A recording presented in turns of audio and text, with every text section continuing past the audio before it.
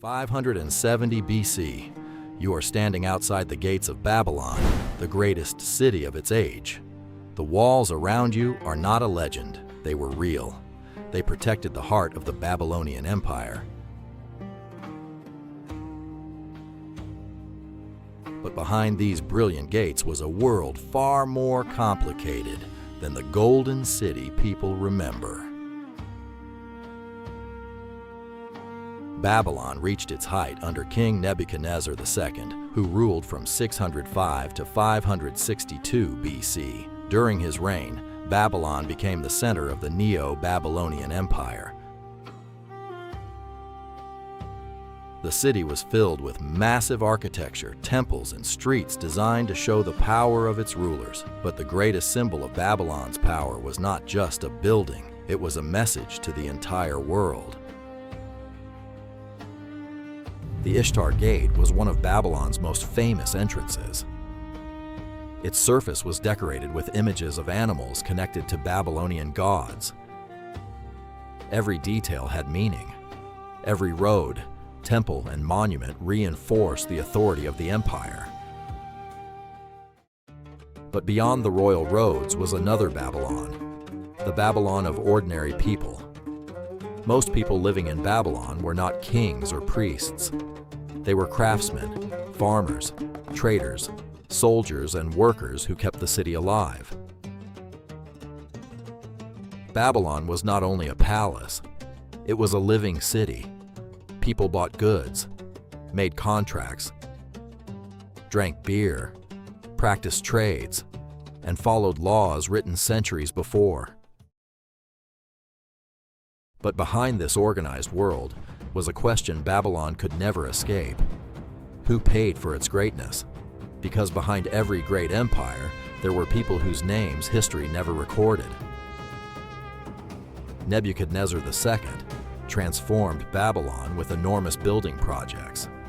Temples were restored. Walls were expanded. Monuments were created to represent Babylon's power. These projects required huge amounts of labor, resources, and organization. Babylon was built on a complex system of kings, officials, merchants, and workers. The empire depended on strict organization to control its vast territories. Trade connected Babylon with distant regions, bringing luxury goods and new ideas into the city. But power also meant control. The people of Babylon lived inside one of the most advanced cities of the ancient world. Yet the same system that created order also created inequality. And the greatest mystery of Babylon was not how it rose. It was how such a powerful civilization could disappear. Babylon was not destroyed by a single disaster. Its decline came through political changes and the rise of new powers. 539 BC, the Persian king Cyrus the Great captured Babylon. The Neo-Babylonian Empire came to an end. The fall of Babylon was not the end of Babylon's story. Unlike many conquered cities, Babylon continued to exist under Persian rule. Scene 9. Survival. It remained an important cultural and administrative center for centuries. Its identity survived even after its political power faded. The city changed, but its influence remained. Babylon did not disappear when its empire fell. Its walls collapsed. Its kings vanished. But its ideas continued to travel across history. The Babylonians made important advances in mathematics and astronomy. They developed a number system based on 60, a system that still influences the world today. The measurement of time into 60 minutes and 60 seconds carries a connection to this ancient mathematical tradition.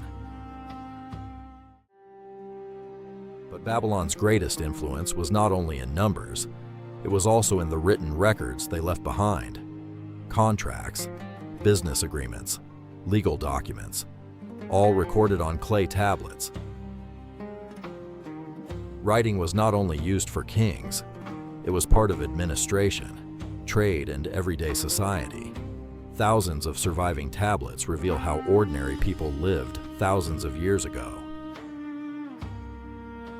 After the death of Nebuchadnezzar II in 562 BC, Babylon entered a period of political instability. The rulers who followed struggled to maintain the same level of control and influence. The empire that once projected absolute confidence began to face new challenges. Meanwhile, a new power was rising to the east.